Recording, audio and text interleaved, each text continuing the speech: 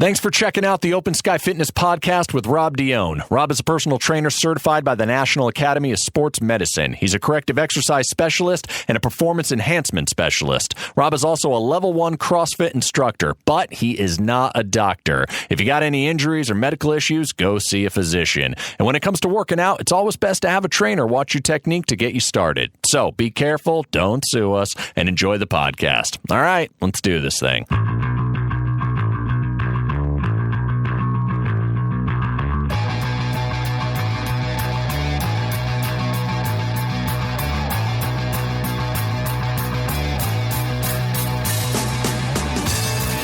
Hey guys, thanks for listening to the Open Sky Fitness Podcast. I'm Rob Dione, and I'm here to tell you that no matter where you are in your life, you can always be healthier. And we're here to help you get there.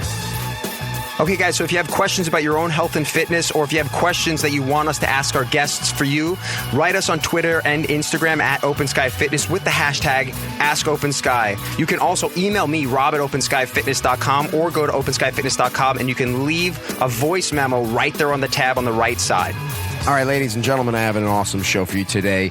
At a request of one of our listeners who is pregnant, asked me if I would be up for finding some kind of prenatal personal trainer or fitness instructor.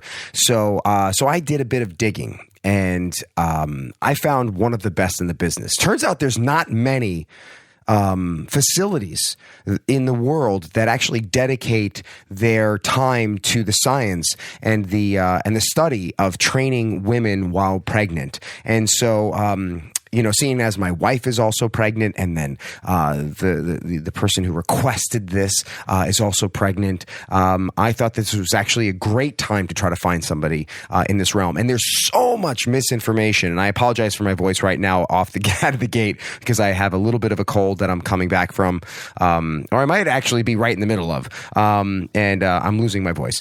So, but anyway, that doesn't take away from this conversation. There's so much misinformation around pregnancy and working out. And this conversation with Stephanie was so eye-opening for me.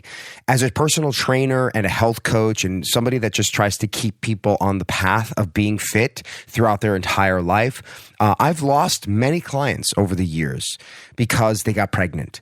And because their doctors told them not to work out, not to do anything, any kind of physical activity, lifting weights, and most of the time, and this still comes up constantly. This isn't just like years past. This is currently doctors and some, I don't want to demonize all doctors, obviously, but some doctors aren't up to date with the current studies and don't understand that women who are pregnant are very capable of working out and staying fit and healthy during their pregnancy, and they should continue to do so.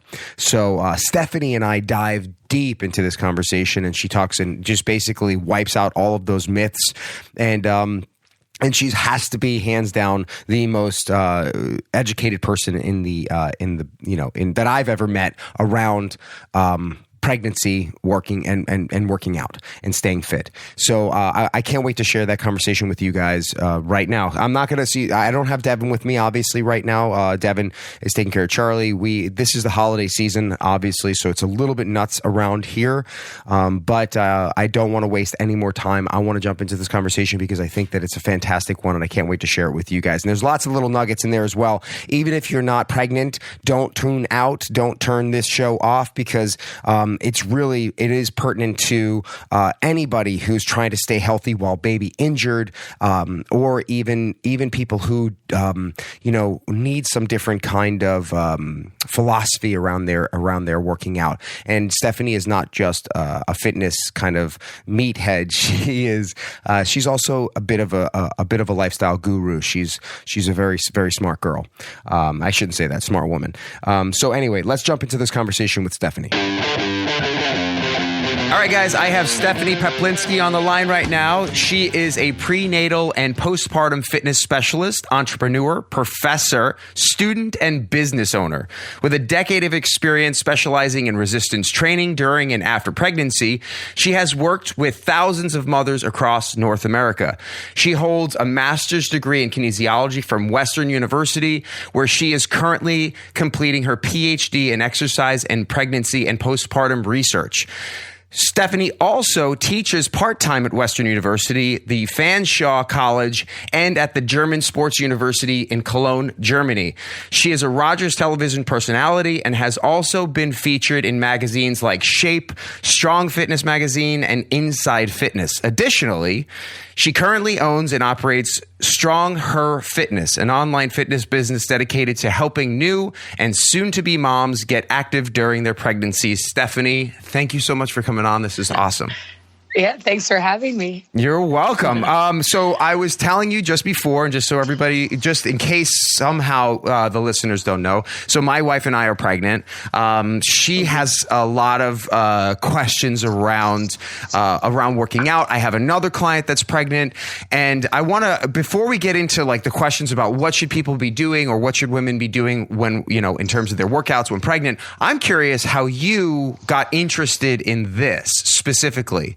Yeah, it was a really cool segue. I always tell people that, you know, when the universe puts something in front of you, I never in a million years thought I was going to be doing what I'm doing right now. Mm-hmm. But basically what happened was in my second year of undergrad, I wanted to become a fitness instructor or just get some sort of certification so that I could work at the campus facility and teach classes. And right within a month, I found out that they were hiring aqua fitness instructors. So I went a couple months later, got my aqua fitness certification, started teaching on campus. And then from that, in the summer, I had a friend who was teaching a prenatal aquafit class for a local wellness center. And she needed someone to cover her class because she was going away on vacation. And so she asked me because I was like one of the few certified instructors. And it was also a pregnant demographic, which a lot of people were afraid to work with. So I said, no, I'm totally cool. I'll do it. And so I covered a class. The women really loved it. And then she went away again. So I covered it again. And then she got a full-time job. And so she said, you know, do you want to take over the class permanently? I'll send you to refer you to the business owner, and then you can chat from there. And so that's what happened. I ended up just with aqua fitness. And then once I got my personal training certification, I started doing one-on-one personal training with pregnant women, as well as teaching mom and baby fitness classes. So I did like in studio classes, but then I started teaching outdoor stroller fitness classes as well. And so that's like how it all transitioned. And then I was working for that facility throughout my undergrad, so my third year, fourth year, into my master's. And then I ended up moving out. So I live in Ontario, Canada, and I moved out to Alberta. Mm-hmm. And there I actually started my company because I was living in a town where all I saw were moms and babies, but there were no programs or exercise opportunities for these women. So I just decided to start my company out there. And I was really thriving until oil started to drop. So I moved back to Ontario and I started teaching at the university and the college, and then continuing to run and operate my business here, and then also working with some of the other local businesses. If they ever need coverage, I go and cover their fitness classes, because it's very hard to find women who are, or fitness instructors in general, who are comfortable working with women who are pregnant or just had a baby. And now my main demographic is actually working with women who want to do CrossFit throughout their pregnancies. So modifying exercises and activities through that kind of, through those modalities, which is very fun and unique and interesting. Yes. And I had a CrossFit competitor on the show at one point, Maddie Curley.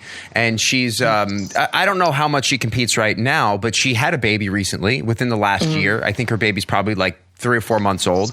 She competed or was working out regularly at CrossFit right up until birth, and then almost immediately bounced right back into working out CrossFit afterwards. And the girl is I mean, she is ripped. I mean, she's gotten back in shape so fast. I've never seen someone bounce back like that. And doing, she's back to kipping and muscle ups.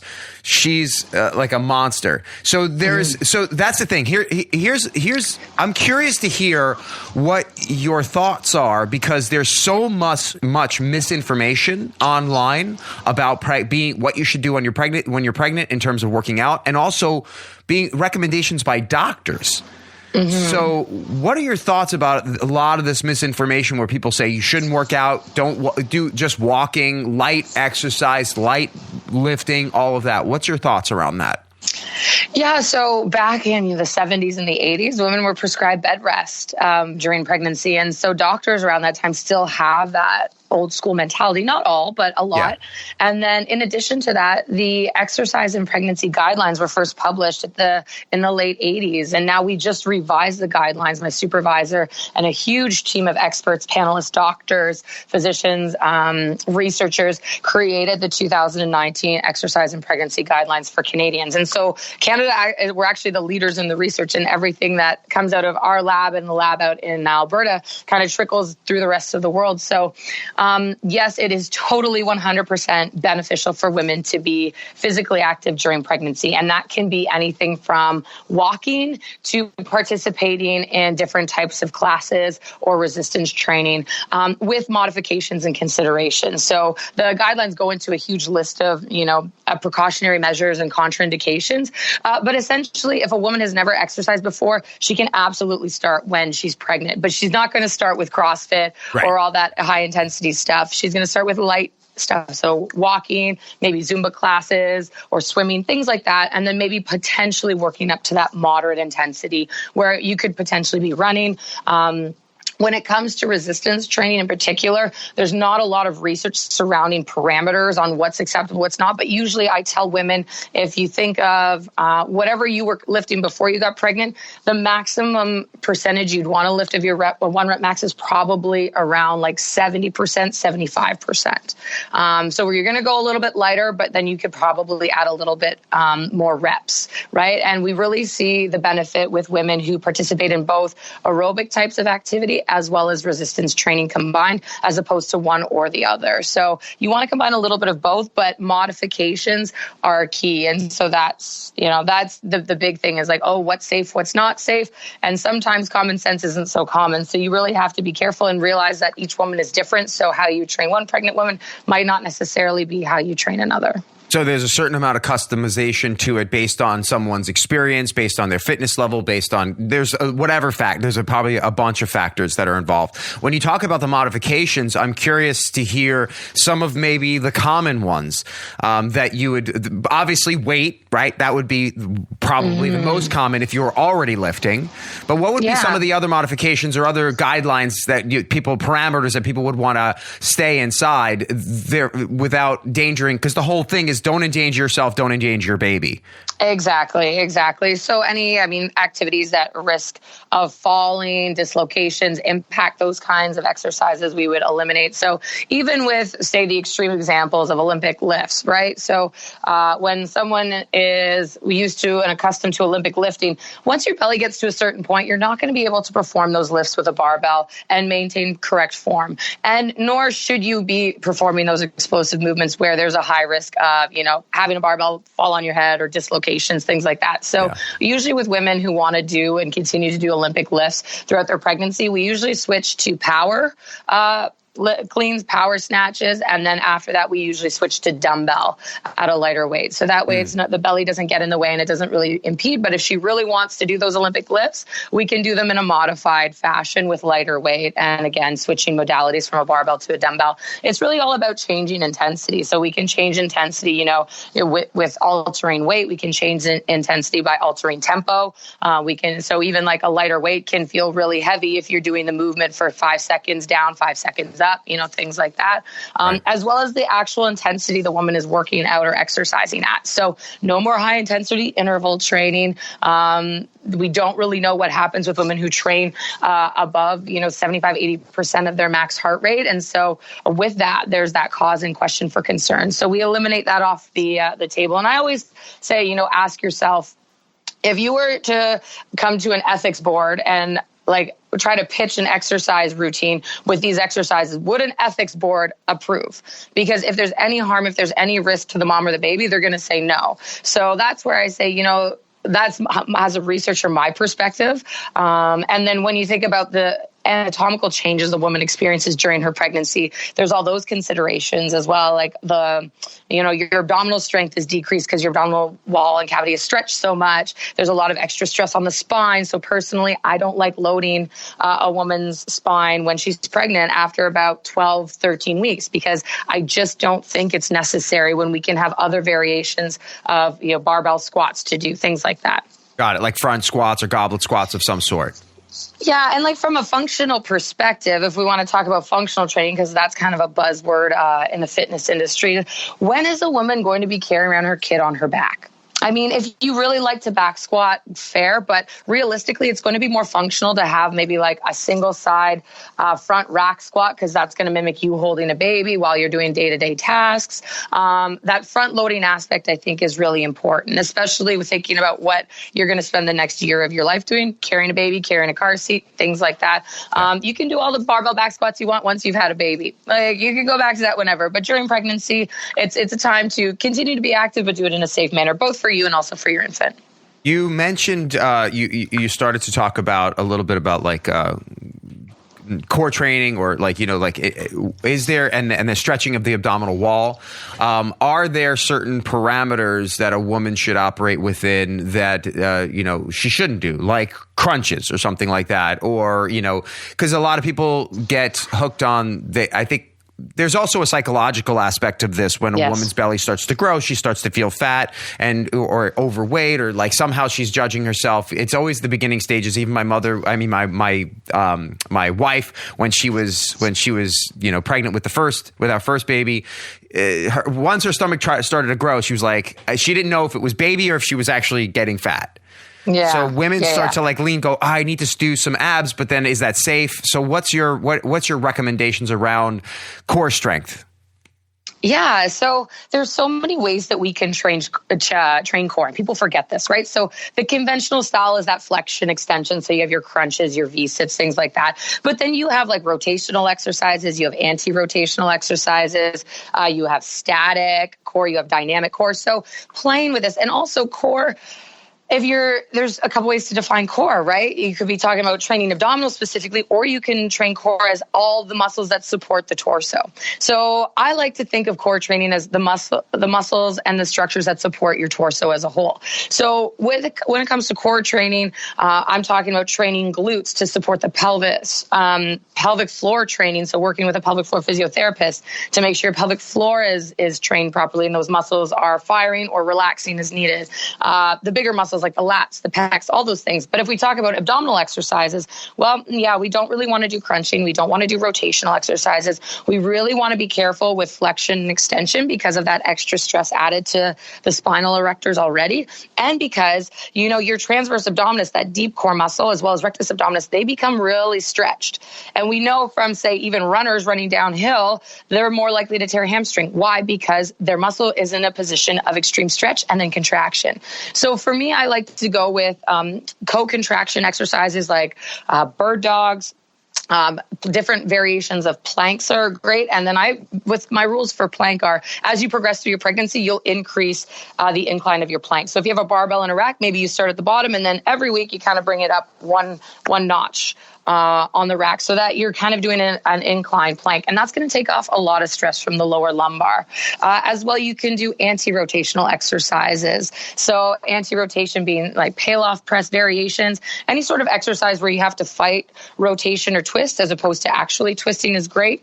And another one I utilize a lot of is different carry variations. So suitcase carry, farmer's carry, front rack carry, even overhead carry within reason, because those exercises exercises require the transverse and the deep core muscle activation. So you're still training your core. It's just not in the conventional sense that we would see in magazines or that you're thought to believe.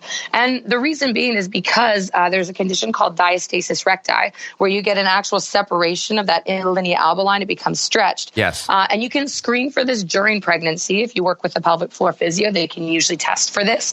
There's also tests you can see online to see if you have it, but it's basically a doming that would happen on your belly while you're pregnant.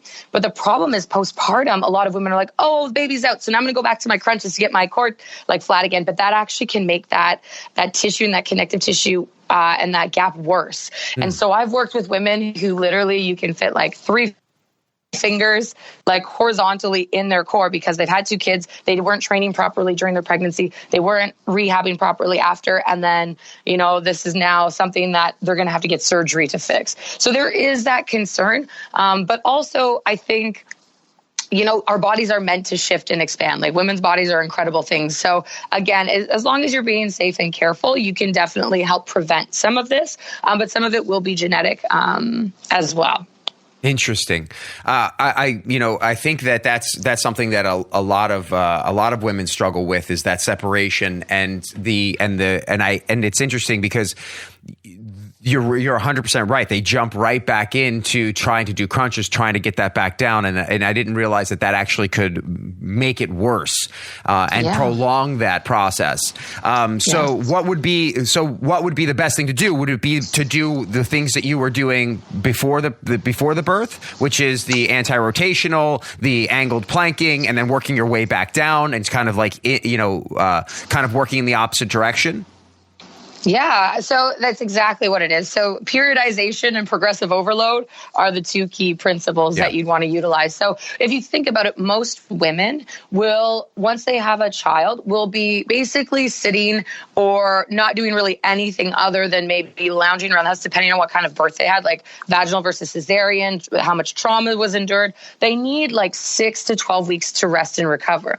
Well, if you had a high caliber athlete and you put them on 6 to 8 weeks of rest without doing anything else, they are going to experience detraining, right? So with everyone, I don't care what your background was, we start you from scratch. And with the women that I work with in Canada, we're a little bit, I would say, blessed in the sense that we have a really good progressive healthcare system. And women that I work with, I advocate 100% to go see a pelvic floor physio after you've given birth, because there's also trauma that the pelvic floor has endured. Whether you've had tearing or not, you have no idea what's going on inside or let alone outside. So what I have women do is work with pelvic floor physio, and then the physio and I actually collaborate to transition the woman back into physical activity. And when a woman sees me as a strength and conditioning coach after physio, we really do start at the basics.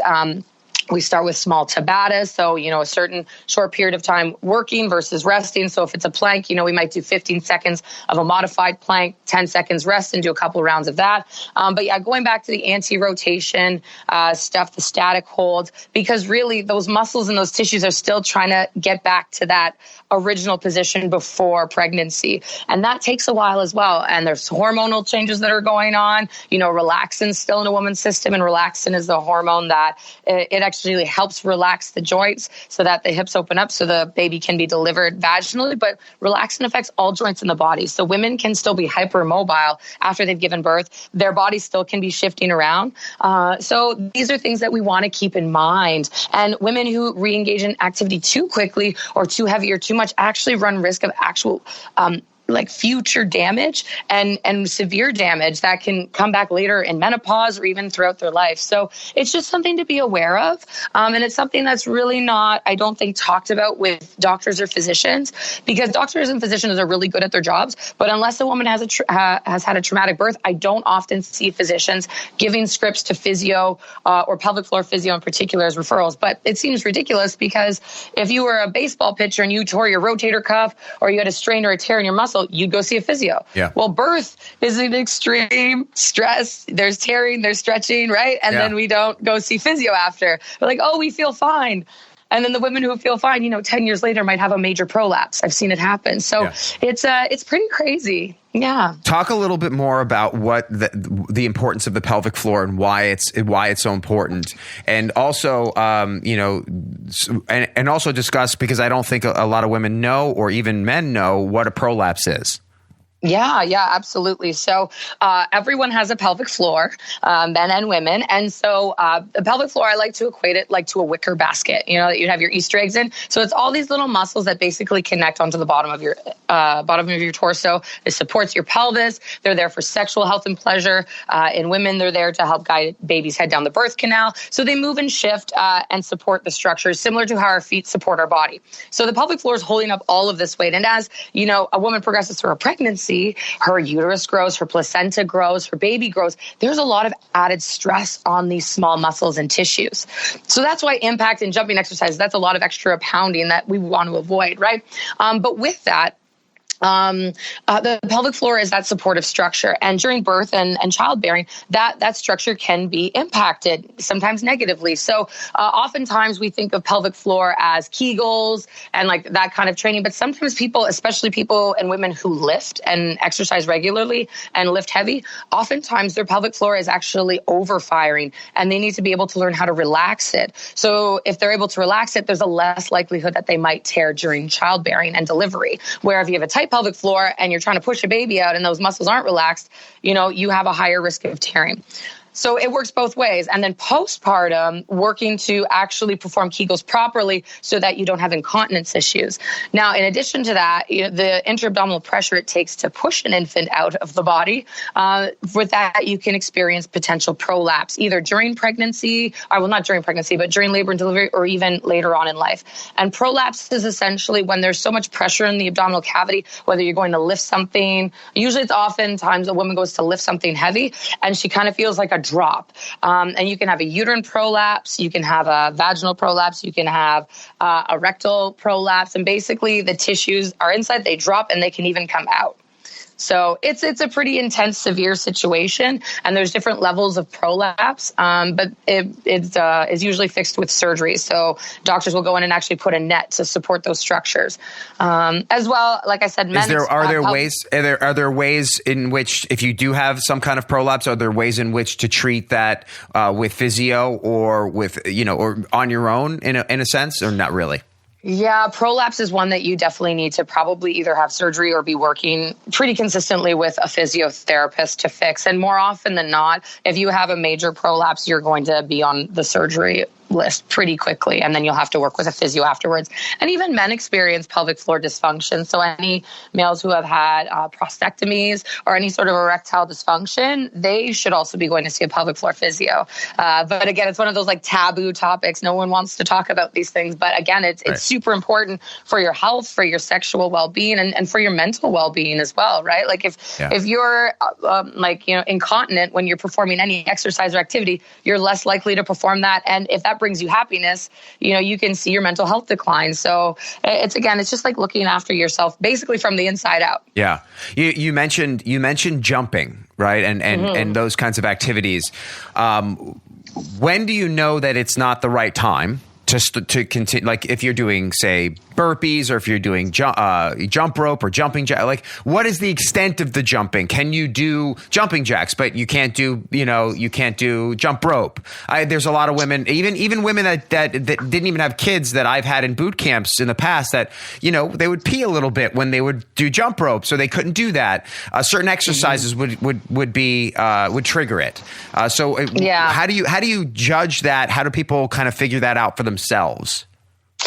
Yeah, well, when we talk about pregnancy, my rule of thumb is as soon as you see you have a bump, and as soon as you're not able to, do an exercise with your belly on the ground or laying flat on your back because you feel extra pressure, that's the opportunity to modify, because that could be an extra 10 pounds of pressure. But having said that, there's women who run up until the beginning of their third trimester. And so that's some pounding and as well on the pelvic floor. But usually between anywhere from the 16 to the 30 mark is where you'd want to modify based on what that woman had been doing in the past. Got it. And again, pregnancy lasts 10 months. Right? After you're done being pregnant, after you have a baby, you have the rest of your life to skip, to jump, to do burpees all the way down to the ground. Yeah. Like it's that perspective too. Like just for now, we're going to modify. Right. And then for the rest of your life, you can do this. Do all that. Right? You can get right back to all of it. And I also say, there's the difference between what you can do and what you should do. I know you can do anything you want to do. I work with such strong, empowering women, motivated, driven, healthy, fit, and active. But there's a barrier there of I know you can do this, but I don't think you should do this. And so that can be sometimes the conversation. Yeah. That you need to have as a coach or a trainer with some of your clients. And that gets into a bit of the psychological conversation, right? Mm-hmm. So there's a lot happening here because obviously there's a hormonal shift, right? Yes. There's much more of an emotional, impact. I know my wife, went through that and is, and now with our second child is going through that shift as well. But also, I have one of the questions that my client was asking was like, how do you coach a woman, specifically her, who is, kind of, she calls it the mental gymnastics game of gaining weight and kind of knowing she's, knowing she's getting bigger, right? Mm-hmm. But at the same time, it's a baby, but, and then not knowing if she's she's fat and just feeling how do you coach people through that who are struggling with that? Because some people might even start to try to diet to slow down that process. What do you say, and how do you kind of work with clients in that way? Yeah, I mean, with my experience in the exercise and pregnancy lab, we see a lot of women who actually diet prior to getting pregnant. And sometimes it's warranted in the sense that if someone is overweight or has obesity, to be healthy, they might need to lose some weight before getting pregnant. The problem with this from a physiological perspective is you always want to maintain that weight for, a couple months, so 3 to 6 months, right? So your body and your metabolism actually get set at that homeostasis. Yeah. However, during pregnancy, we've seen women who eat it usually works both one way or another. Most people think they're eating for two, or some women do the opposite and diet or restrict their eating because of the psychological aspect of gaining weight. Now, during pregnancy, you should aim to increase your caloric intake by 250 to up to 500 calories. So if you think about that logistically, that could be a half a tub of Ben & Jerry's. That could be, an extra big salad with a chicken breast on it. That could be a large glass of chocolate milk. When you put it into these kinds of contexts, it's actually not a lot depending on the quality of food it could be a lot or it could not be a lot depending on the quality of food you're eating. But what we like to say, instead of eating for two, is eating twice as healthy. So picking things that are less processed, less refined sugar, trying to increase your protein and healthy carbohydrate intake, because realistically, that's what your body needs during pregnancy. So there's definitely a psychological component to that as well. And unfortunately, we see in the lab a lot of women who, again, diet before getting pregnant, then they get pregnant, and within the first trimester, because of morning sickness or, not being able to exercise because they feel like crap all the time, they gain a substantial amount of weight. And I've seen women gain, the recommended for normal weight women is 25 to 35 pounds throughout their pregnancy. I've seen women gain 35 to 40 pounds in their first trimester. Wow. And oftentimes it can be attributed back to dieting prior to getting pregnant. So it's something to be aware of as well. And at the end of the day, genetics are going to rule, and your body's going to do what it needs to do to make sure your baby is growing as healthy as it can be. So sometimes women will have to gain a lot of weight because that's just part of maybe their genetics, but we can help prevent excessive gestational weight gain with exercise and with a proper diet. You had brought up consuming protein and the importance of that. And my wife and I did a Bradley method for our first baby, and we're going to do Bradley method. Are you familiar with Bradley method? No, please tell me what that is. So Bradley method is husband coached. I shouldn't say husband coached because that's very 1970s the way to describe it, but that's the way it was created originally, is husband coached pregnancy birthing. Right. So it's all natural. It's home birth where you do it. You don't take any drugs. And basically it's a meditation process where you basically help your wife or your partner through the birthing process. And there's all these stages of birthing, and it's all originally was based on like what an animal would do when birthing, which is like, first there's this excitement, and then there's this, and then there's like a little bit of pain, and then there's like the contractions. And then if you've ever do you have pets like a dog or a cat, or have you ever had pets that have had a litter? As a kid? Yeah, I grew up on a farm. I've seen a lot of cats have kittens, cows have babies, So generally what they do is they find like a very quiet kind of like place to have their litter. And it's very similar for humans. When you put them in the hospital setting, it's a little more traumatic because there's a lot of people around, the lights are on. But if you do it in a very like, the tranquil setting, it can really set the mood for that to happen, the birthing process to happen naturally. Anyway, one of the things that, they talk about in Bradley Method is the importance of consuming proteins and upping your protein intake. It's very, very important. But one of the things that, people talk about is their cravings when they're pregnant. And mostly they're not craving protein. They're craving the carbs and such. What are your recommendations around that, and how to deal with those cravings for carbs and obviously processed foods and such? I know that you said that we should be eating twice as healthy, but I mean, when your hormones are raging and you're like thinking about Ben and Jerry's, what do you do? Yeah, I mean, we talk to women every day about alternative solutions to some of the struggles they have in their diet, because most women crave salt, sweet, or savory. So depending on what they want or what they like, we try to find alternative means for kind of satisfying that craving while picking potentially healthier options. So in the case of choosing carbohydrates, fruit over a chocolate bar. But if you really like chocolate, maybe, doing a little bit of a dark chocolate square or two at night can satisfy that craving. Alternatively, with protein, not everyone does crave protein, but almost all women will experience some form of blood loss during pregnancy during delivery and postpartum. So keeping that in mind, right, your iron levels are going to be a little bit lower. So even just increasing that protein intake, particularly maybe a little bit of iron leading into your birth, can help with that. But yeah, there's always alternative methods of coaching dietary habits and, satisfying cravings. So you just really have to be creative and figure out what works for the woman. And then again, I always ask people we take a 3-day food intake record and we look at what women eat every single day for 3 days. And obviously there's a little bit of self-reporting bias, but most women are quite honest with us.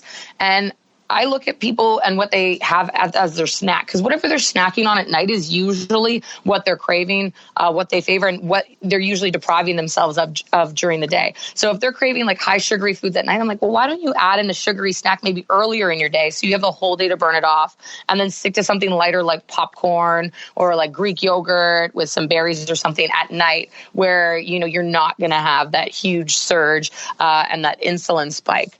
Gotcha. Right before bed. There's something that comes up for a lot of women, and that's miscarriages in the process. We had a miscarriage our first time round, and there's a hormonal response. Like, you're going through the process of being pregnant, right? And then you lose the baby, and then there's also like a physiological change that has happened. And I'm sure that's happened with some of your clients. There has been miscarriages along the way, because it's very, very common, and that's actually something that people don't talk about enough. I think that it's about 50%. There's a 50-50 chance that you will have a miscarriage. Yeah. So yeah, it is quite common, but you're absolutely right. Not a lot of people talk about it. So are there different ways in which to approach recovery from that and from a fitness perspective? I mean, returning to physical activity when you're ready is always beneficial. We see physical activity in all forms benefiting the mental health and well-being of not only pregnant women, but all people in general, right? And I know I'm obviously biased. I'm an advocate for fitness and physical activity. I'm in the exercise and pregnancy lab. So fitness and being active is my number one go-to for people. But yeah, a lot of the times it's like just getting outside of the house, right? Because when we're depressed or when we're going through a change or when we're really, I mean, it's a sad event, right? It's a loss. It's a huge loss. And so acknowledging that there is a grieving process associated with that, talking about it either with, a therapist or family, because you need to let it out. You need to really, really, go through the stages of grieving. And then when you're feeling up to it, re-engaging with physical activity, exercise, like I said, something as simple as going for a walk, or even better, going for a walk in nature. So into a park, and just thinking about even including maybe a gratitude practice for what you do have in your life and the support that you have in that time. But yeah, it can be very difficult. And I think everyone obviously grieves differently. So it's not going to be a one size fits all approach. But those would be my recommendations in that sense. You speak all around the world, actually. Like you mentioned earlier before we started recording that you've been to Italy. I mentioned in your bio that you spoke and teach in Germany as well. I'm curious about what are the biggest questions that come up for you? Like, what is the biggest concerns? I'm not a female, right? So I'm never going to get pregnant. There has to be these, so I'm imagining that I'm missing some of the questions and I'm missing some of those, like the passion behind like what it is that women are struggling with. What is it that you see come up the most for you that you find that you help women with? Yeah, I would say, so just speaking for, say, my experience teaching in Germany. So I teach at the German Sports University and I teach in English, and I teach all of the international students that are there on exchange from all the different sports science universities in the world. And the biggest question and feedback I get from them, because I teach a course there for 2 weeks, and it's like physical activity adaptations for special populations. So pregnancy is one, and postpartum is one of those. The biggest feedback I get from the students is, I wish we had the whole 2 weeks just on this topic, because none of our universities offer any courses on this.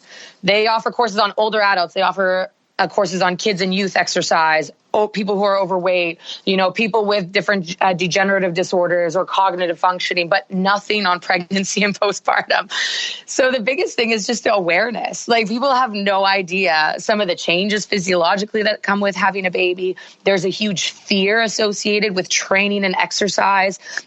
Like, you can't do this because you're going to hurt the baby, you're going to hurt the mom. So even in regards to resistance training, everyone wants to know, okay, when can I stop doing this activity, or when should I switch this, or what's a hard no, like you can't do this exercise anymore, or versus what's a soft no, like what can you do for a little bit depending on the person. Again, that's that individualization component. And I've been super lucky and very fortunate in my career. I've been doing this for almost 11 years now, 10 years. And I only work with pregnant and postpartum women. That is my only clientele. I work with them every single day. I have seen so much. I have heard so much. I have been able to adapt and modify on the spot very quick, depending on what kind of condition the woman's in. But most people don't have that opportunity. So the biggest thing is like giving yourself the opportunity, doing some research. And again, there's not a lot specific to what exercises you should and should not do. It's more parameters around intensity and the amount of exercise in a week you should do. And that's where the guidelines come in. But, a lot of it is trusting your instinct in some ways, but also, thinking about anatomically what's going on in the changes and working with a trainer or a coach that's aware of these changes, or at least can find the answers to those. That's the biggest thing is the fear, and then the unknown. Like, I don't know what to do. There's nothing out there. And so that's where we try to bridge the gap a little bit. Why do you But at the end of the day, it's still individualized. Right. So there's no hard fast rule for every single person. There's no one way for the entire population of pregnant women. That I totally understand. Like, why do you think it's such either is it a taboo subject? Is it something that people in the fitness industry or in the health industry don't deem important enough to have a conversation about on a regular basis? Like, why do you think it's been something that's kind of been on the back burner for such a long time? Well, even in the sense of the whole world, there's only, I believe, 4 exercise and pregnancy specific labs in the entire world. And why do you think it's such a small percent, like it's such a small piece of the equation when so many women are so curious about this? Yeah, well, I mean, if you look at the research done on women in general, it has been very minimal until recently. Now we're starting to see the importance of actually studying women in a research setting. Yeah. Most people don't think about or consider exercise during pregnancy until they become pregnant. Right? So I'm in a unique position where I've been working with women in this position for a while, but most people don't think about these questions until they become pregnant. And at that point, they're not going to go back to school, do a master's or do a PhD in studying exercise and pregnancy or nutrition in pregnancy, right? So it's really up to like a handful of labs across the world everyone thinks it's important. We all think it's really important. When you look at, the past history of our population and the onset of chronic diseases, I think, and we've seen in the lab and in research settings that a lot of this DNA blueprinting happens during pregnancy when a woman's pregnant, and what she does and the decisions she makes and how that directly impacts not only her fetus and her infant, but actually her grandchild as well. So it goes 2 generations. But it's a newer field of research. We're finally including more women in research, and people are finally taking note and realizing how important studying, women during and after pregnancy is and the impact that has on our future generations. So I think it's up and coming, but I think a lot of it is just creating awareness around the topics. And like I said, even pelvic floor physiotherapy, for an example, was not a really big thing or buzzword until maybe 5 years ago. And then we start to realize how much it actually makes sense to do.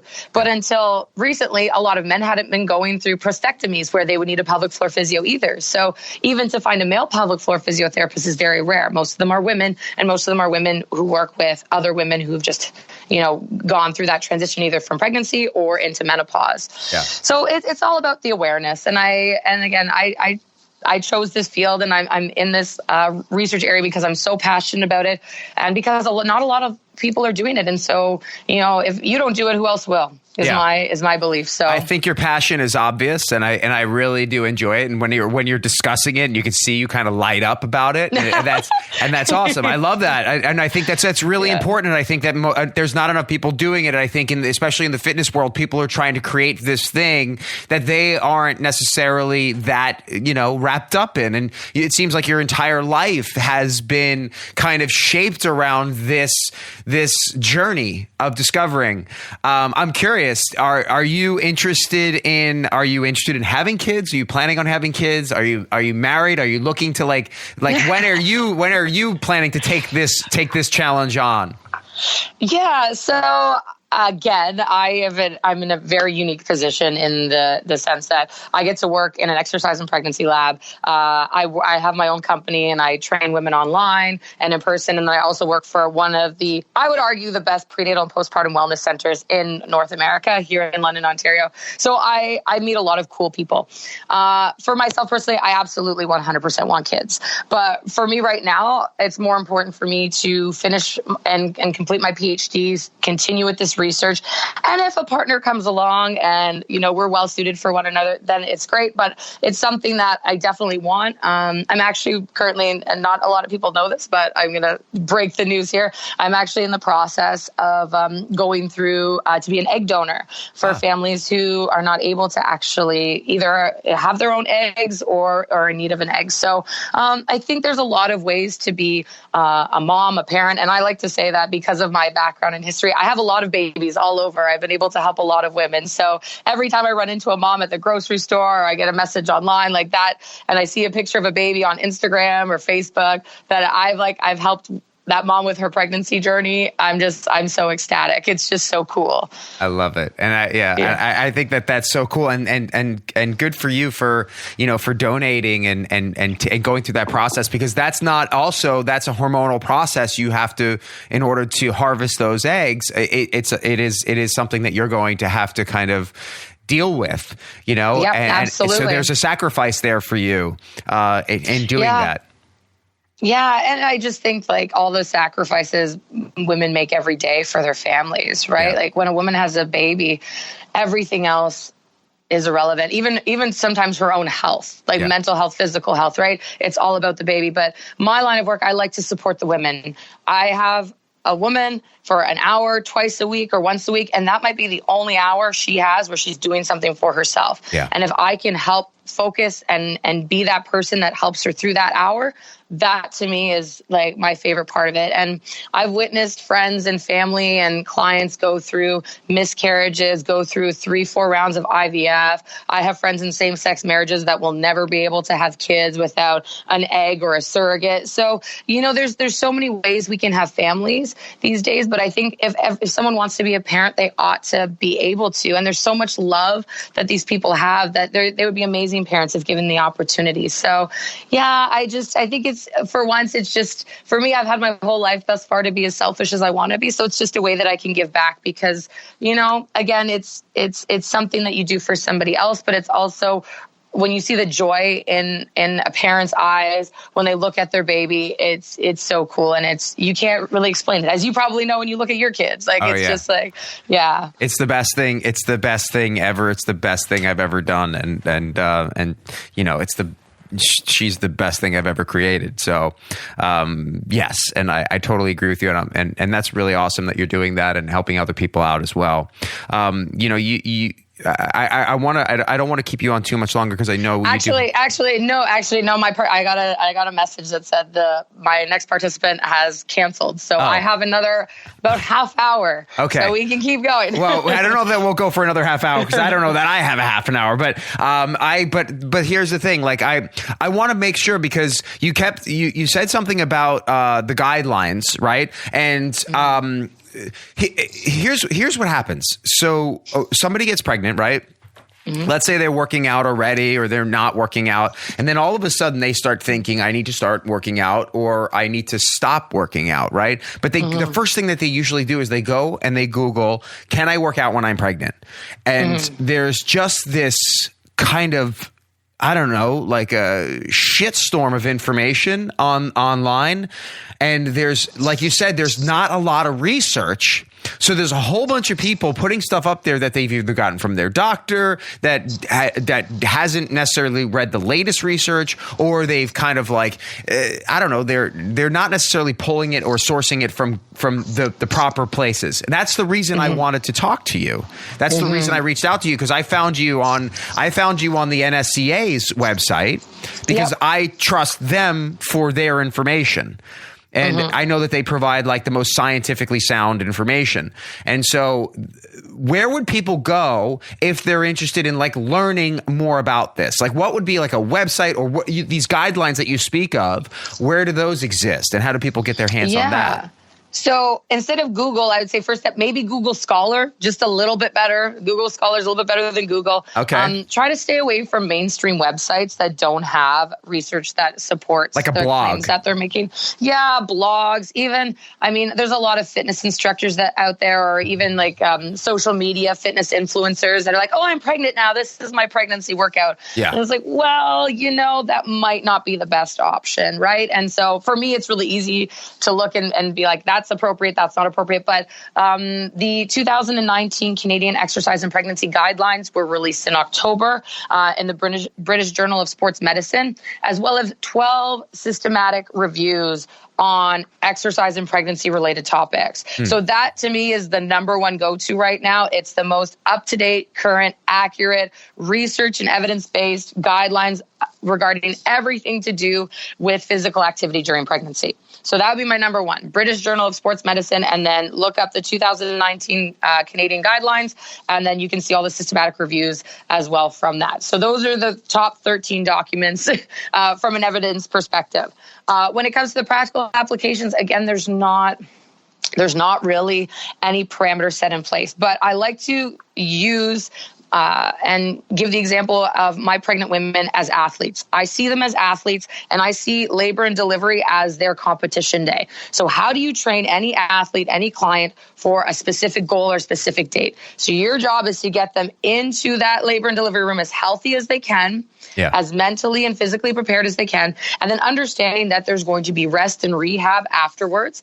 And then you're going to get them again and rehab them and progress them back over the course of probably 6 to 8 months, because it takes 10 months to have a baby, right? And there's changes. So you have to give yourself at least that much time on the other end, periodization wise. You know, if you think of like going up to the peak and then coming back down and trying to work your way back up, giving yourself that time and progressively, gradually starting from the basics again. And sometimes that's just breathing, learning how to breathe properly, learning how to breathe through your movements. Yeah. Because women, they are not going to have that, necessarily that brain body connection, because their abdominals haven't really been engaged or activated in a while. So again, starting from scratch, even though that really sucks for some women and it's a big mental hurdle, it's going to be so much better than jumping right back into it and being like, oh my gosh, I don't know what I did, but like my pelvic floor doesn't feel good.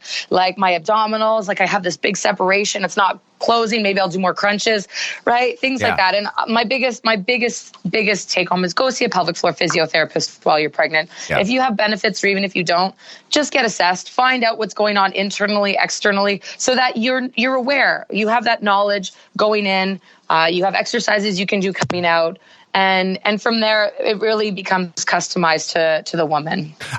You have brought up this pelvic floor physio specialist multiple times, and I hope that people, it's like I think it's almost like you're beating people over the head with this. Like this is important. Pay attention. So important. And I love that. And I just wanted to highlight that because I want people to like make an appointment, talk to your doctor about making an appointment with someone, with a specialist. And I should say, I am not a pelvic floor physio, and I do not get paid by pelvic floor physios for anything that I say. This is just literally the number one thing, because you don't know what you don't know. So please go. Yeah, that's one of the best things you can do for yourself in this process. You had mentioned, and also, you talked about periodization, and and the mental game that comes along with that, and not only for pregnant women, but also for people that are injured or coming out of surgery or something. They or even coming out of not working out for a really long time, and maybe they were athletes prior, and they have that same mentality, so they think they should be able to just go right out of the gate. So I wanted to highlight that too, because that same exact philosophy applies coming out of surgery, coming out of injury. Even if you're a guy, doesn't matter. You need to approach it that same way, and that same kind of wave, or the valley, and then coming back up. It takes time. Give yourself the amount of time to do that. But also, you mentioned something about breath, and that reminded me of a question I wanted to ask you specifically, because I've watched some of your videos online about you coaching women through front squat, coaching even just movement. And one of the things in lifting, especially in the heavy lifting, is that bracing breath. And one of the things you say is you take a deep breath on the way down, and then you breathe out on the way up. And is there a specific breathing methodology when you're pregnant, especially as you get closer and closer to due date? Yes. So breathing is during training is probably one of the most important things. So in strength and conditioning coaching, when we're performing heavy lifts, we often perform the Valsalva maneuver, where we take that big breath in, create that intra-abdominal pressure, perform the lift, and then exhale. During pregnancy, we do not know what that intensity and that intra-abdominal pressure does to the uterus or the fetus. As well, if you're holding your breath, you're not supplying oxygen to the body. So we 100% say no more Valsalva when you become pregnant. And again, coaching women through breathing is important. There is a specific type of breathing and breath work you would want to do leading into labor and delivery, and how you actually exhale and inhale. You can work. There's a pelvic floor physio can do it sometimes, but if you can find a local clinic or wellness center, there's a lot of childbirth ed workshops that you might be able to find in the area that would also help with that. But in regards to training, I always tell women, take a little breath at the top, inhale, say if you're doing a front squat, inhale as you're lowering down, and then exhale as you're coming up. I always want you to move with your breath. I don't want you to hold it. I don't want you to have any irregular breathing. So oftentimes women are actually slowing down their movements. They're using a little bit lighter weight, but it's still feeling quite heavy. And the reason being is when we think about our abdominal cavity as a whole, we have our diaphragm at the top. We have our pelvic floor at the bottom. We have our transverse abdominis, which wraps around from spine to spine, right? And then we have our spinal erector muscles. These are our supporting structures of our torso. When we inhale, our diaphragm contracts, and I like to use the analogy of a French press, like a coffee press. So when we inhale, we're putting we're creating intra-abdominal pressure. That pressure, if you inhale deeply, like even sitting up in your chair and you inhale, your abdominal muscles contract. Because if they didn't, your guts would come flying out, essentially. That's very grotesque, but whatever. So your abdominal muscles contract, but also your pelvic floor contracts to make sure that nothing's coming out of the bottom as well. And then because your abdominals are being so stretched, your back extensors really come in and do a lot of the extra supporting work. So you want this intra-abdominal pressure being regulated appropriately. So that's why we don't want to move too quickly. We don't want to do too much bouncing and ballistic, jumping kinds of stuff, because if you're not in control of your breath, you're not having that intra-abdominal pressure regulated appropriately. And again, we don't know what extreme measures or an increased intensity and pressure does to the uterus or the fetus. So you want to make sure it's within a light to moderate capacity. So that's the one thing I coach during exercises, is just making sure that you're inhaling fully as you do the exercise and then exhaling fully on the contraction, depending on the exercise that you're doing. You had mentioned something about not wanting to get the heart rate past a certain capacity, but also then there's the conversation you're talking about women who want to continue to do CrossFit, which is obviously some kind of high intensity. I mean, it's not just Olympic lifting, right? There's also the gymnastics involved and the cardio involved. Mm-hmm. So in terms of doing higher intensity, and an increasing heart rate, why is it that recommendation to not raise heart rate? And what is there a specific, I know everybody's different, right? Everybody has a different threshold, but is there a specific reason behind that? There was an article that I had read about the internal heat of the body and how that affects, how that it might affect, but there's no full, just like you said, there hasn't been tons of research how that it might potentially affect the baby, but that heat would have to get over something, I think, like internal temperature of like 175 degrees. I can't remember how much it was, or 105 degrees, or 110 degrees. But they don't have like the studies to show like how that kind of internal temperature might affect a child, unless that's why they recommend women don't sit in saunas or like in too long in a jacuzzi or something like that. Yeah, I mean, it would be unethical to conduct a study to try to find that information out, right? In humans. I guess that's true. I guess that's true. This is always my question. I'm like, I'm not a scientist, so I don't think that. Yeah, like in front of an ethics board, like, can you? Yeah. Always. Could I pitch this to an ethics board and they would pass it? Probably not, right? Okay. But from what they've seen in the past is because the baby and the fetus actually different things develop at certain stages of pregnancy, including exercise in really hot environments like hot yoga. Being in saunas or hot tubs can affect the development of, depending on where the baby is in that development, it can impact the development of the fetus in a negative way. So that's why we say, exercising in a controlled environment. And then when we think about heart rate, the new updated guidelines actually have heart rate ranges based on age. Oh. And again, even within those ranges, like if you're doing moderate or vigorous intensity exercise based on the prior research that's been done, for people who are 29 or below, for light intensity exercise, your heart rate range should be between 102 and 124. Moderate is 125 to 146, and then vigorous is 147 and illicit to 169. And then the question becomes, do you really want to get your heart rate up to 169 beats per minute, even at 150, that's pretty high. I mean, for a lot of people, that is pretty high.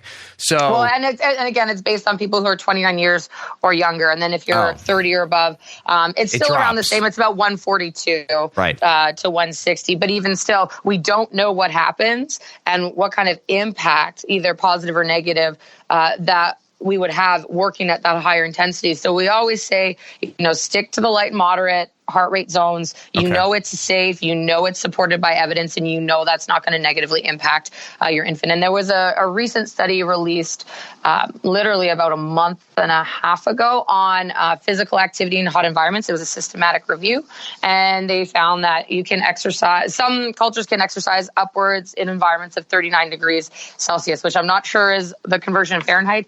But again, would you want to?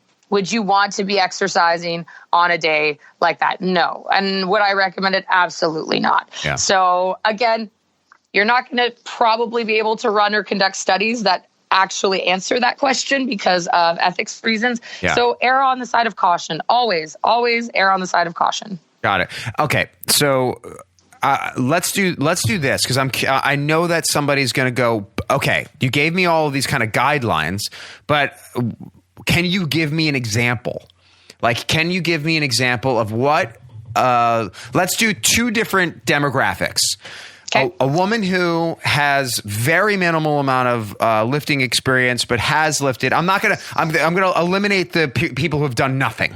Right. Because that's probably going to just incorporate, let's start walking. Let's start let's just maybe not. I mean, I would say let's start with people who have done nothing, because more often than not, let's say is that more average? Is that more someone who's done nothing and is overweight or has obesity. Okay, let's start there. Yeah. Let's make it like, because in practice, most OBs currently, especially in Canada, the ones we work with in the lab, have stated that oftentimes they don't see women who are of normal weight getting pregnant. Most people are starting pregnancy overweight or with obesity. So let's just put that as a starting point. So you have a woman who has not exercised probably in years, is overweight, but wants to become physically active. Yes, starting with, I would say starting with 15 to 20 minutes of maybe walking just 3 times a week, in the morning or at night. If they have a dog, that's great, because they're going to be walking with the dog. And then if they want to add in resistance training, body weight training will be fine, because as she progresses through her pregnancy, she's going to get heavier. Yeah. So even though she's not adding weight, like she's physically adding weight. Yes, exactly. Yeah. So that's another thing people forget. Like, oh, I can't lift this heavy. It's like, well, you are actually 30 pounds or 40 pounds heavier than what you normally are. So this exercise is going to be harder just for that reason. Right. And when it comes to, say, something like squatting, maybe having her squat to a target, maybe doing stuff that's more static in nature. So not doing walking lunges, but just doing lunges on the spot so that there's no risk of falling, or not as much need for balance. If she's going to be doing any sort of upper body exercises, making sure that she feels supported and she's using a lighter weight and higher repetitions, probably somewhere between, the 12 to 20 mark. For 2 to 3 sets. So even one day of resistance training and like 2-3 days of walking would be good for that person. If they're feeling any joint injuries or any sort of complications in that sense, where their knees are stiff or sore after an exercise bout, put them in the water. Have them do some walking in the water, do an aqua fitness class. Like, that's how I started in the industry, right? Like, aqua fit is such a great way to get moving and being active during pregnancy without actually feeling the weight of pregnancy. Like, all the women I've worked with, they're like, oh, I hate coming out of the pool because now I feel heavy again, right? It's so nice to just kind of get that weight lifted off you. Yeah. So that would be my recommendation for someone who is, and I've worked with women who haven't done any exercise or resistance training, and we start them with 2 days of resistance training, just doing body weight stuff, or lighter weight, and we continue like that throughout their pregnancy. So it's definitely an option, and again, proceeding with caution. With a woman, so what would be our other example? So like the next one would be somebody who's maybe they've been working out, hit or miss here and there, and they're getting and they're just like, but they want to, now that they're getting pregnant or they're pregnant, they want to start being more consistent with their workouts. Is it the same prescription? Yeah, so we want to include both aerobic, and then we want to include muscle strengthening exercises. Got it. And so my theory behind the resistance training being so important, and even postpartum recovery, we see in the literature, we see in the guidelines that women who are physically active during their pregnancy tend to recover faster postpartum, regardless of what type of delivery they've had. So that's interesting to note as well, right? But if you think about, the brain-body response and the physiological adaptations to exercise. Essentially, when we do resistance training or when we're performing any sort of physical activity, we're putting our body in a catabolic state. When we do resistance training, we're making essentially little tears in our muscles that our body then becomes really efficient at repairing and rebuilding. Yeah. So it would kind of make sense that when you have major tearing or major stress on the body, that your body is actually, once you've been training, your body can actually recover faster. Yeah. So I think there's a huge physiological impact, but again, I can't say that from a research perspective because no one's looked at it specifically. Yeah. When it comes to the woman who's already actively exercising or engaging in physical activity, she can still do so at that moderate intensity. But I will, again, the guidelines and the literature across the board states aerobic exercise and then resistance training. So for the women who do CrossFit, where they're doing maybe Tabatas or they're doing like EMOMs, which is like every minute on the minute, or they're doing interval training, I say instead of doing the interval, just continue to move throughout the whole circuit. So just move at your own pace. Don't worry about speeding up or rushing it or going according to the clock. Just move at your own pace and just keep moving through the exercises, just like essentially a circuit type of training. So you're always moving and you get into that aerobic component of exercise. And then you're still getting the resistance training. So you're getting both. She can still probably, if she's a runner, she can still run probably up into the end of her second trimester, as long as she doesn't feel discomfort.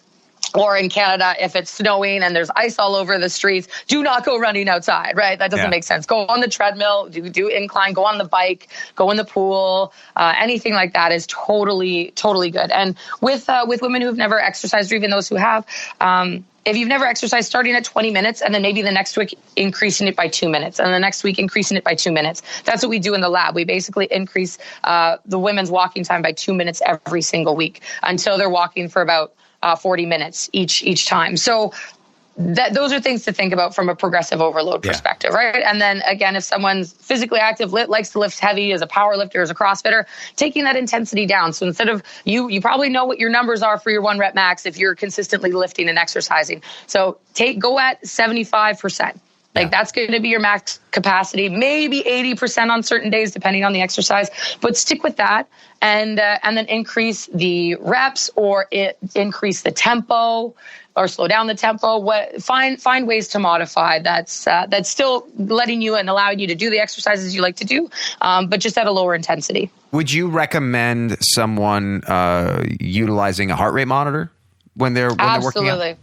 Yeah, and a lot of people have Fitbits, not everyone, but definitely, or even just sporadically taking your heart rate during exercise. So if you stop, and I usually use the talk test. So if you're able to talk during an exercise activity or a workout, you're probably okay.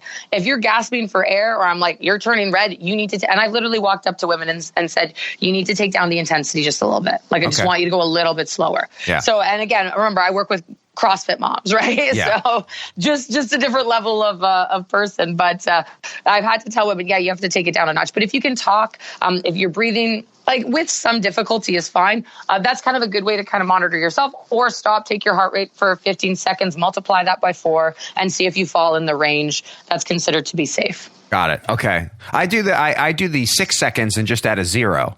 Okay. But it's just because if I have to multiply something times 4, I'll struggle. I'm just kidding. But most people have their phones too in the workout. No, that's true. Use your phone then. But I have a heart rate monitor and I love using it. And I was just curious if that was something that you recommend for people, because it's just easy, right? And then also there's so many apps that you can utilize, and it'll tell you your heart rate. It'll read it off to you as you're doing things. And I mean, we have heart rate, we have rate of perceived exertion, and then we have the talk test. So those are kind of the primary 3 ways to measure intensity. So it should feel no harder than a 7.5, maximum 8 out of 10 effort, especially only if you've already been training for a while. Otherwise, it should be like a 5 or 6 out of 10 effort, or you can talk through the exercise, or your heart rate stays in the appropriate ranges. So there's 3 ways you can figure out which one you want to use. Awesome. Well, Stephanie, we did talk for over an hour, so well done. And you promised that you can talk forever if I let you. Yes. And no, it was great. And so much really good information here, and it's more than your obviously your knowledge base goes way deeper than just training, pregnant or postpartum females. It's there's just a depth of knowledge that you do have around this whole entire this whole category. So I really appreciate you taking this time. I know you're busy. I'm glad that your other appointment got canceled, so we got to space this out a little bit longer. And I'd love to, maybe down the line after my clients and my wife have the baby, maybe we can bring you back on and talk a little bit more and kind of maybe go a little bit deeper into some of these topics. I mean, I would be interested even right now for whoever your viewers are, whoever's going to listen to this, if they want to submit questions, we can do like a part 2. That would be awesome. Definitely, because I would, again, this is something I do every day. So I teach the basics, but I'm always really curious as to what people are hearing out in the world, right? Because I live in my exercise and pregnancy bubble. So if you have questions and you're listening right now, submit them and we'll do a follow-up. I'm so happy to do that. Yeah. And we could do either a follow-up podcast, or we can even do like a follow-up, like Instagram Live or Facebook Live or something like that, and have this conversation with people and really try to open that up to potentially your audience at the same time, because there's, I agree with you. I think some of the best ways to teach is to allow people to ask questions, not not just come up with the answers that you think that they're struggling with, right? Yes. We as coaches, sometimes we try to come up with the things that you think people want to hear, but then once they start asking questions, you're like, holy crap, you're just like, I had no idea that's where your mind was. And so I think that there's a lot to learn there. And so, yes, I would love to do that down the line. And so I'm not sure exactly the date that this is going to be released, but we can maybe do it on, maybe we can do it on the day of release. We can do a live and talk about some of the things that we discussed today. And then also follow up and have questions and such for people to actually answer. So it'll be good. But anyway, this was great. So before we wrap up, let's just let people know where they can find you. If they wanted to work with you, obviously they'd have to live in Canada if they wanted to work with you one-on-one. But you do have your website, Strong Her Fitness, and that people can utilize, and that's an online business as well. So if they're pregnant and they're anywhere in the world, they can work with you. So give us a little bit of info there. Yeah, so the best way to reach me is actually through social media. So Instagram, Facebook. My handle on Instagram is at Stephanie Paplinskie or at Strong Her Fitness. So if you message me directly there, I can get back to you quickly, or through Facebook. My website, I'm actually in the process. I'm launching a new company, which is very exciting. So my website will not be active for much longer. So if you want to reach me, I would say go to Instagram or go to Facebook and message me directly there. And then from there, we can actually chat. I actually do fly all over the world and meet with women one-on-one. So if, that's something you want, that one-on-one care and attention, or I do Skype, I do online programming. Anything you need or you want, I can do it as long as you're pregnant or you're about to have a baby or you just had a baby. I love it. Well, I'm going to put all of the links to that in the show notes. So if they're not sure, they can always just go to the blog and they can see all those links there. Stephanie, thanks so much. This was so much fun. I'm glad that we got to do this, and I really appreciate this. Was a little bit of a not too last minute, but I just was very curious, and you were so willing to do this, and I really appreciate everything that you're doing. So thank you. Yeah, thank you for having me. Honestly, I love doing podcasts, and I love talking about this research and this subject area. So thank you again so much for having me.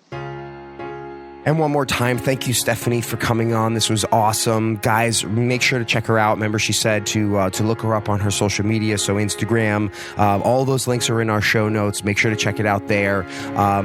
Also, remember, she doesn't just help people pre-birth, but also post after birth. And then she does travel around quite a bit. And she and I have kept in contact over the months, because this was a couple of months ago that we had this interview. And she's trying to put together a workshop in Los Angeles, and she does travel the country. She is in Canada, but she travels the U.S. as well, teaching, and not just to personal trainers and not just to physical therapists and people that are in that realm of coaching, but also to individuals who are really interested in learning and getting better at, if they are pregnant, or maybe they're just considering getting into that world of helping people that are pregnant. Or just had a baby, and helping them get back to being fit. So if you're interested, please reach out to her. Again, all those links will be in the show notes. And so as I wrap this up, guys, I'm realizing today I think it's the 17th of December. And it's exactly a week away from Christmas Eve. And then a week after that is New Year's Eve. And it's I'm realizing this is going to be the last interview show of the year. And it's not going to be the last show of the year. Devin and I have discussed doing a very short kind of looking forward. What do you want your 2020 to look like? And I've been doing a lot of this internal searching lately. I don't know if it's because of having kids. I don't know if it's just this time in my life. And I imagine that's something that some people go through, which is kind of like discovering, what it is that we want our future to be. And if we have a clear vision of what our future is, are we on a day-to-day basis living into that future, right? It's very, very similar to, like, I don't want to say The Secret, but it's similar to kind of like living into your vision, right? And so we want to discuss that for 2020. We want to put together a little show for you guys before we wrap up this new year. But what I want to say is, just in case you missed that show, because the holidays are a crazy time, in case you missed that show, because we're not sure of the release date. It's not going to come out on Christmas Eve. It's not going to come out on New Year's Eve. That would be That would be ridiculous on our part to do that and expect you guys to actually listen to it. So it's going to come out somewhere in between.